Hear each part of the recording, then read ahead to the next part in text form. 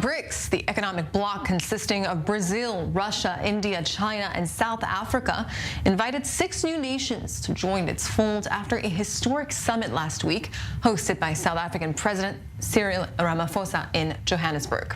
Starting January 1st, 2024, Argentina, Egypt, Ethiopia, Iran, Saudi Arabia, and the UAE will all be able to add BRICS membership to their resumes. The decision to expand the group of fast-growing economies further cements it as a counterweight to Western-dominated institutions such as the G7, the IMF, and World Bank, paving the way for potential future expansion. And joining me now is Velina Tchakarova, geopolitical analyst and founder of FACE. She joins us from Athens. Thank you very much for coming on today. Thank you very much for the invitation. Velina, obviously it's a very significant move for the bloc to extend invitations, but I understand that there's some discord among the current members on whether to expand. Why is that? Well, obviously, as we've seen in the past with other organizations, and BRICS is by no means actually an institutionalized format. The big problem is, of course, that the number of members will increase the difficulties to, let's say, for instance, arrive at a decision when it comes to the joint declaration.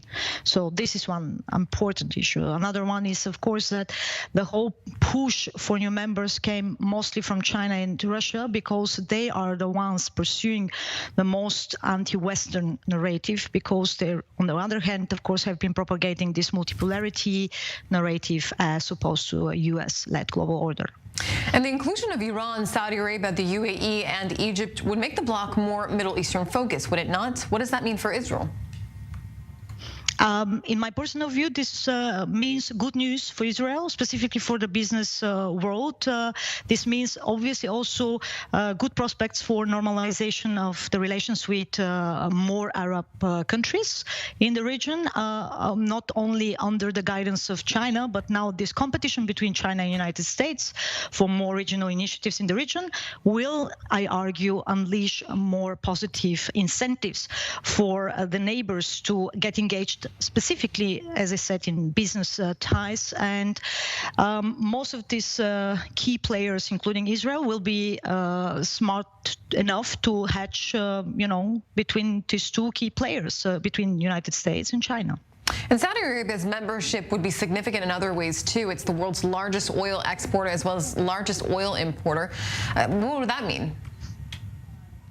Well, first and foremost, it's important to understand that China is very much diversified when it comes to the imports of oil. So yes, Saudi Arabia is a key player, but not only. Russia is another one. And here, of course, what we have to be very, very cautious about is how exactly the payments for oil purchases will, be conducted in the future. They are still very much pegged to the US dollar, even if, let's say, they tell you that this is the case with Russia. The payments are now conducted in yuan, in the Chinese currency. It's still it's very, very hard actually to do anything with the, with the Chinese currency. So in a sense, what we need to really pay attention to is how exactly China is going to impose, let's say, for instance, payments in the national currency for the oil purchase in the future. And should the United States and Europe be concerned here? I would not be concerned by any means. I would be very cautious and would actually recommend that they are carefully observing what's going on the ground, what kind of, as I said, transactions are taking place, what kind of mechanisms are put in place. So far, nothing beyond the announcements. So obviously, these are processes that are long-term oriented, and United States has a very, very different role as compared to, let's say, 10 years ago, given the fact that the U.S. is now also an energy supplier, a global one. So I would be advising them to cautiously follow what is going on the ground, because these are processes that are here to stay, at least for this and the next decade.